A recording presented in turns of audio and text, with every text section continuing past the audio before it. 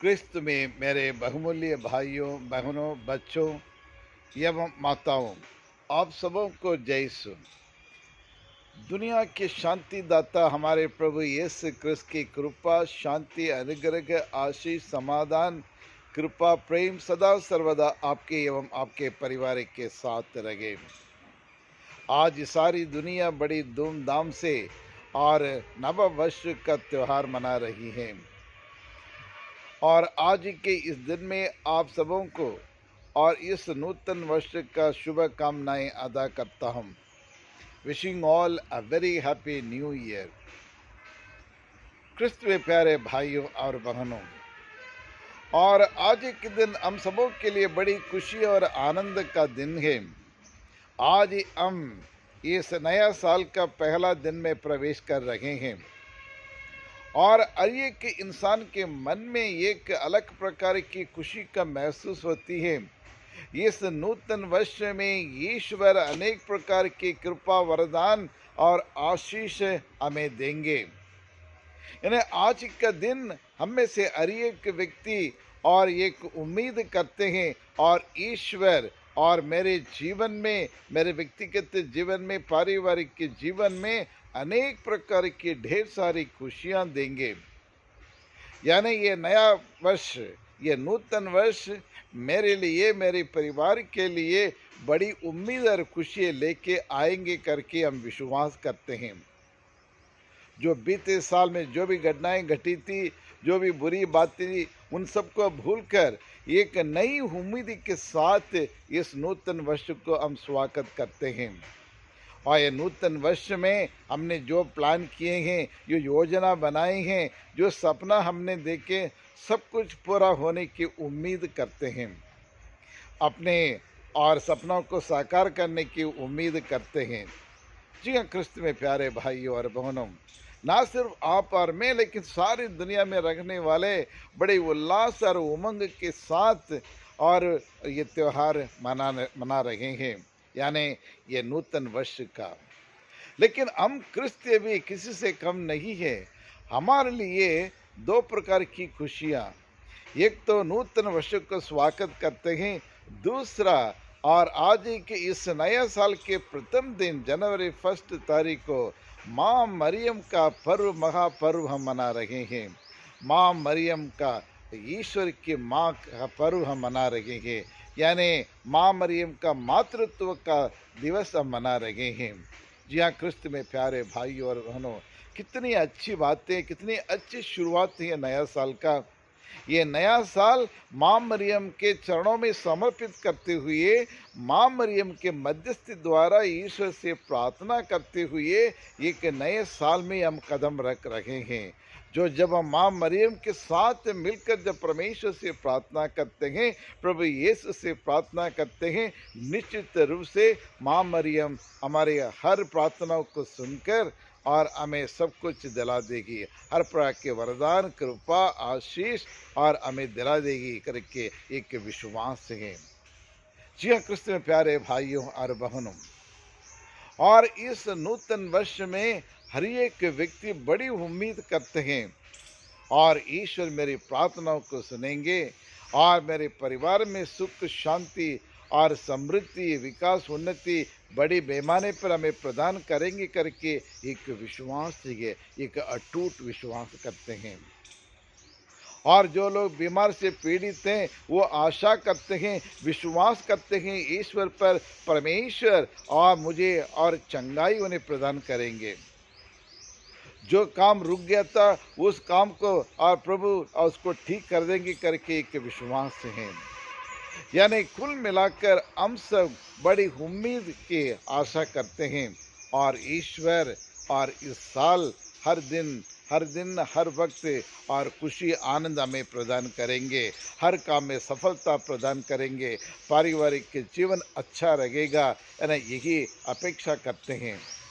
जी हाँ, क्रिस्त में प्यारे भाइयों और बहनों, लेकिन आज माँ मरियम यानी प्रभु यीशु की माँ है। लेकिन माँ मरियम हमारी माँ और आपकी माँ कैसे बन गई है?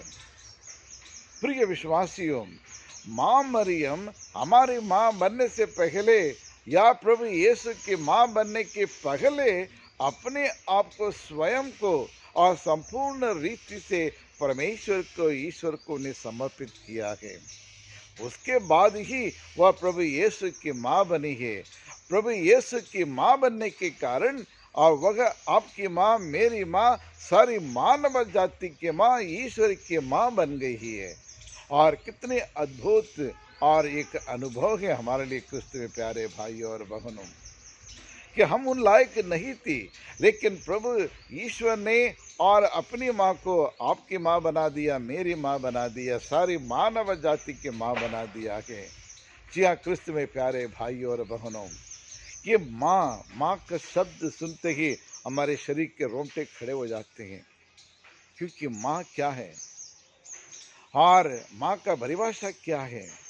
माँ का कोई सीमित परिभाषा नहीं हो सकता है, क्योंकि माँ का शब्द एक पवित्र शब्द है। माँ का शब्द एक पवित्र शब्द है और माँ का शब्द में जादू ही है। और माँ का नाम सुनते ही और हर एक छोटे से छोटे बच्चे भी और अपने पीछे मुड़कर, आगे मुड़कर देखते हैं, कहाँ है मेरी माँ। यदि किसी बच्चे से बोले तुम्हारी माँ आ गई, बच्चे सब कुछ छोड़ छाड़ के सबसे पहले और उनको उस तरफ मुड़ के देखेंगे, क्या सच में मेरी माँ आ गई है। क्योंकि माँ जैसे कोई इंसान दुनिया में नहीं है प्रिय विश्वासियों। दुनिया में और पिता के बिना भी रह सकते, भाई बहन के बिना भी हम जीवित रह सकते, लेकिन माँ के बिना कोई बच्चा नहीं रह पाते हैं। माँ का प्यार, माँ का दुलार, माँ की ममता इस संसार में कभी मिलती नहीं है, कभी मिलेगी भी नहीं है और कहीं से हम खरीद भी नहीं सकते हैं। माँ का प्रेम, माँ का प्यार, माँ का त्यागपूर्ण वो प्यार आज इस संसार में कहीं भी नहीं मिलता है प्रिय विश्वासियों। माँ एक जननी है और बच्चों को जन्म देती है, बच्चों के पालन पोषण करती है, बच्चों की परवरिश करती है और अपने सारा जीवन को निछावर करते, समर्पित करती है अपने बच्चों के लिए। और एक नवजात बच्चे को और इंसान बनाना माँ के हाथ में है। एक नवजात बच्चे को या जानवर बनाए या इंसान बनाए, ये भी माँ के हाथ में है। माँ अपने बच्चों को अच्छे संस्कार सिखाती है, अच्छी आदतें सिखाती है और सही मार्ग पर ले चलती है और ईश्वर के प्रति श्रद्धा भक्ति रखने के लिए सिखाती है। इसलिए माँ ईश्वर का दूसरा रूप है। ईश्वर हर जगह पर उपस्थित नहीं हो पाते हैं, इसलिए उन्हें माताओं की सृष्टि किया है, ताकि उन्हीं के द्वारा अपने निस्वार्थ प्रेम को दे सकें और उस बच्चे के परवरिश कर सके, अपनी कोमलता से, ममता से, दुलार से, प्यार से, त्याग से, प्रेम से और उसके एक अच्छे संपूर्ण एक इंसान बनाती है माँ। इसलिए माँ की जगह संसार में कोई उसको छीन नहीं सकते, ले नहीं सकते हैं। आज हमारी माँ को देख बारे में सोचिए, हमारी माँ ने हमारे लिए कितने कुर्बान किए हैं, कितना त्याग किए हैं। हमें सही मार्ग पर ले चलने के लिए, हमारी खुशी आनंद के लिए माँ ने क्या क्या नहीं किया। और एक माँ और अपने खून को एक मीठे दूध के द्वारा और हमें पिलाती है, यानी एक भोजन के रूप में हमें देती है, हमारे खून को और दूध के रूप में हमें पिलाती है, हमें पालन पोषण करती है प्रिय विश्वासियों। इसलिए कहा जाता है माँ जैसे कोई संसार नहीं, माँ के बिना माँ जैसे कोई संसार नहीं और माँ जैसे कोई मंदिर नहीं, माँ जैसे एक दीप नहीं और माँ के ममता और दुलार का कोई विकल्प नहीं है। निस्वार्थ भाव से निस्वार्थ और सेवा करती है, पालन पोषण करती है। ये सारी और ये बातें गुण हैं जो इस संसार की माता, लेकिन इससे भी बढ़कर एक माँ है, ईश्वर की माँ, हमारे प्रभु यीशु की माँ, सर्वशक्तिमान पिता परमेश्वर की। और सर्वशक्तिमान पिता परमेश्वर ने उस माँ को हमारी माँ बना दिया है। प्रिय विश्वासियों, जैसे मैंने कहा, माँ मरियम प्रभु यीशु की माँ बनने से पहले और स्वयं को और पिता परमेश्वर को संपूर्ण रीति से समर्पित किया है, यानी वह प्रभु की दासी बन गई थी। लेकिन आज उसका पर्व मनाते हुए हमें एक शिक्षा और उनसे हमें स्वीकार ग्रहण करना चाहिए।